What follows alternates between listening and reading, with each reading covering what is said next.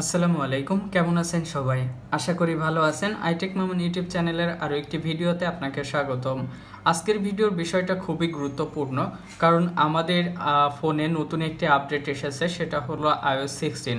আর এই আপডেটটা করার আগে আমাদের কিছু বিষয় মেনে দেন আপডেট করতে হয়। তাহলে এই আপডেটের ফলে আমাদের ফোনের উপর কোনো প্রভাব পড়ে না। যেমন অনেকেই ফোন আপডেট করলেই তাদের ব্যাটারি ড্রেন হয় বা ফোন হিটিং হয়, আরও অন্যান্য কিছু বিষয় আছে যেগুলা আমাদের জন্য ভালো না। তো যাই হোক, আজকের এই ভিডিওতে আমি চেষ্টা করব iOS 16 কিভাবে নিয়ম মেনে সঠিকভাবে আপনি আপডেট করবেন। আর আপনারা যারা বেটা ভার্সন ব্যবহার করতেছি এই মুহূর্তে আপডেট আসার পর পর্যন্ত তারা কিভাবে বেটাটা রিমুভ করব সেটা দেখাবো। তো প্রথমে বলে নিই কিভাবে আপনারা নিয়ম মেনে সঠিকভাবে আপনাদের ফোনটি আপডেট করবেন।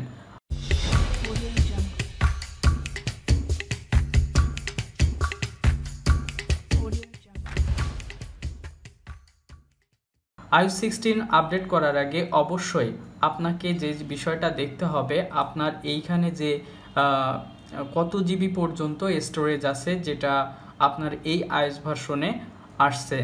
এক একজনের এখানে এক এক রকম হবে, কারো 3 জিবি, কারো 4 জিবি, কারো 5 জিবি। কারণ কেউ যদি কোনো iOS ভার্সন মিস দিয়ে থাকে আপডেট করতে, তাহলে তার কম বেশি হতে পারে। তো আমরা সবসময় আমাদের ফোনের যে স্টোরেজ আছে এই স্টোরেজটা অনেকটাই খালি রেখে দেন আপডেট করার চেষ্টা করব। কারণ আমরা যে আপডেটটা করব এই আপডেটে অনেকটা জায়গার দরকার হবে। আপনার যদি 3 জিবির আপডেট এসে থাকে তাহলে আপনি মিনিমাম 4 জিবি মতো খালি জায়গা রেখে আপনার ফোনটা আপডেট করবেন, তাহলে আপডেটটা প্রপার ওয়েতে হবে। দ্বিতীয় যে বিষয়টা সেটা হলো, আমরা অনেকেই যে ভুলটা করে থাকি, আমাদের ফোন চার্জে লাগিয়ে দেন আমরা আমাদের ফোনটা আপডেট করি। তো আমরা যখন আমাদের ফোনটা চার্জে লাগিয়ে আপডেট করি তখন আমাদের ফোনের একটা সমস্যা হতে পারে, সেটা হলো হিটিং ইস্যুটা। আপনি যখন ফোন চার্জে রেখে ফোন ব্যবহার করেন তখন দেখবেন যে আপনার ফোনটা হিট হচ্ছে। আর নর্মালি আপনার ফোনে যখন iOS ভার্সন আপডেট হবে তখন কিন্তু আপনার ফোনটা হিট হবে। সো এই দুইটা রিয়াকশনের কারণে আপনার ফোনের হিটিং ইস্যুটা বেড়ে যেতে পারে, ব্যাটারি ড্রেনটা হতে পারে। তো আপনি সবসময় চেষ্টা করবেন চার্জার খুলে দেন আপডেট করার জন্য। আর অনেকেই আপনাকে হয়তোবা বলতে পারে যে চার্জে রেখে আপডেট দিলে কোনো সমস্যা হয় না, আমি দিচ্ছি বা অমুক দিচ্ছে, তাদের কোনো সমস্যা হয়নি। তো আপনি সেই বিষয়টা কেয়ার করবেন না, সবসময় চেষ্টা করবেন চার্জারটা খুলে আপনার ফোনটা আপডেট করার জন্য। কত পার্সেন্ট চার্জ রেখে আপনি আপনার ফোনটা আপডেট করবেন? মিনিমাম 80% চার্জ রেখে আপনি আপডেট করবেন। অনেকে আপনাকে বলবে 50%, এর একটু বেশি হলেই হবে। যেহেতু এটা iOS 16 ভার্সন এবং এটার স্টোরেজটা অনেক, এটা কিন্তু আপডেট হতে অনেক সময় লাগবে। যে সময়ের মধ্যে আপনি কিন্তু আপনার যে চার্জ থাকবে ওই চার্জ যখনই 50%-এ চলে আসবে, 50% আসলে আর আপডেট করতে পারবেন না, আপনার আপডেটটা স্টপ হয়ে যাবে। সো আপনার আপডেট করার আগে অবশ্যই ফোনে চার্জ 100% করে নিয়ে দেন আপডেট করেন। একদিন বা 2 দিন আপনি যদি আপনার ফোনে 100% চার্জ করেন তাহলে আমারই কোনো ক্ষতি হবে না, বরং আপনার জন্য ভালো হবে।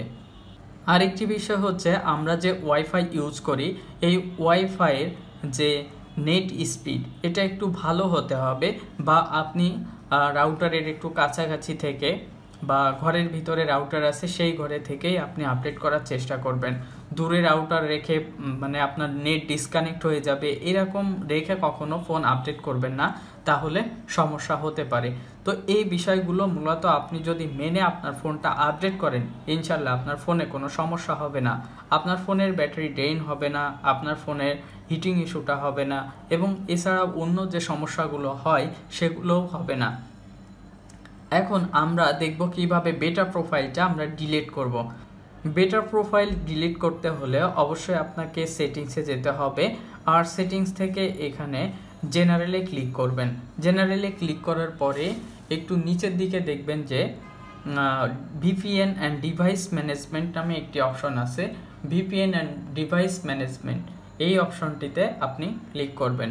এখানে আপনি যে iOS ভার্সনের বেটা ভার্সন ব্যবহার করতেছেন সেটা এখানে আছে। তো এটা আপনি টাচ করলে দেখবেন যে রিমুভ প্রোফাইল আছে। এই রিমুভ প্রোফাইলে যদি ক্লিক করেন তাহলে এটা রিমুভ হবে এবং আপনার যে ফোনের পাসকোড আছে সেটা দিতে বলবে, সেটা দিবেন। তো এখান থেকে আপনার ফোনের যে পাসকোড আছে সেই পাসকোডটা দিয়ে দিবেন, দেন রিমুভে ক্লিক করবেন। এখন আপনার ফোনটা রিস্টার্ট হবে এবং রিস্টার্ট হওয়ার পরে আপনার ফোনটা আবার নিজে নিজে অন হবে, যেমন আমাদের আপডেট করার পরে নিজে নিজে অন হয়। সো আমরা এখান থেকে রিস্টার্টে ক্লিক করলাম। আপনি চাইলে পরেও এই ফোনটা আপডেট মানে রিস্টার্ট নাও পরেও করতে পারবেন।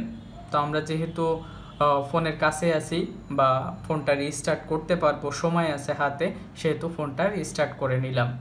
আমাদের iOS ভার্সনের যে বেটা ভার্সন আছে সেটা রিমুভ হয়ে গেছে। আর আমরা যদি আমাদের জেনারেল থেকে ডিভাইস ম্যানেজমেন্টে যাই তাহলে দেখতে পাবো যে এটা এখন আর এখানে নাই। তো আমরা চাইলে এইভাবে রিমুভ করে নিতে পারবো। যেহেতু আমাদের প্রিভিয়াস যে iOS ভার্সন আছে সেখানে ডাউনগ্রেড করে যাওয়া লাগতেছে না, তাই আমরা এইভাবে রিমুভ করে নিলে হবে। তো এরপরে আমরা আমাদের ফোনে iOS 16 কিভাবে আপডেট করব সেটা দেখে নিই।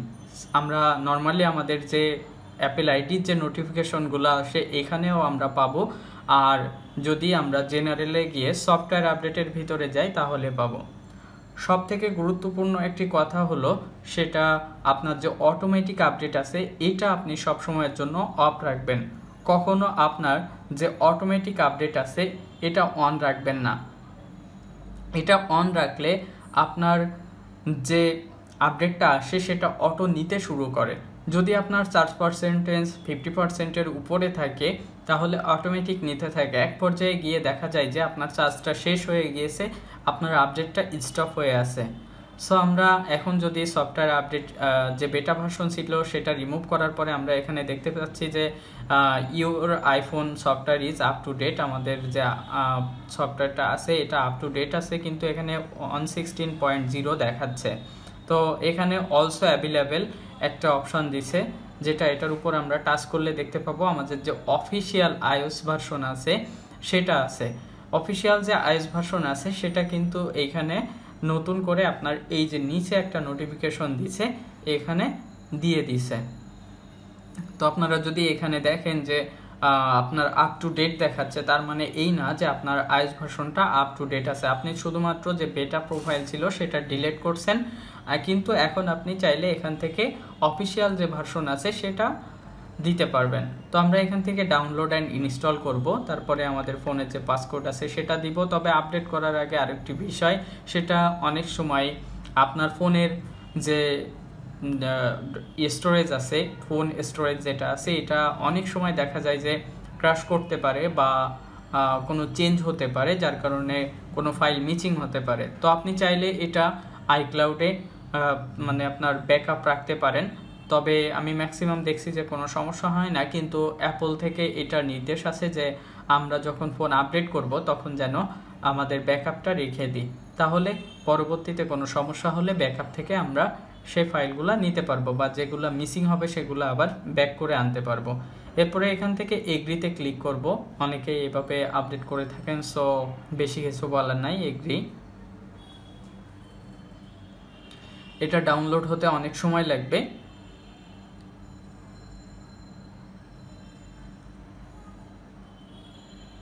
এখানে আপডেট রিকোয়েস্টেড আছে, তো এটা সম্পূর্ণ হবে।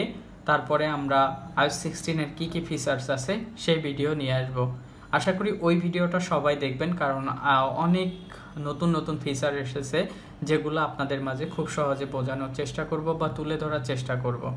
আজ এ পর্যন্তই, দেখা হবে পরবর্তী ভিডিওতে। সে পর্যন্ত ভালো থাকুন, সুস্থ থাকুন, আল্লাহ হাফেজ।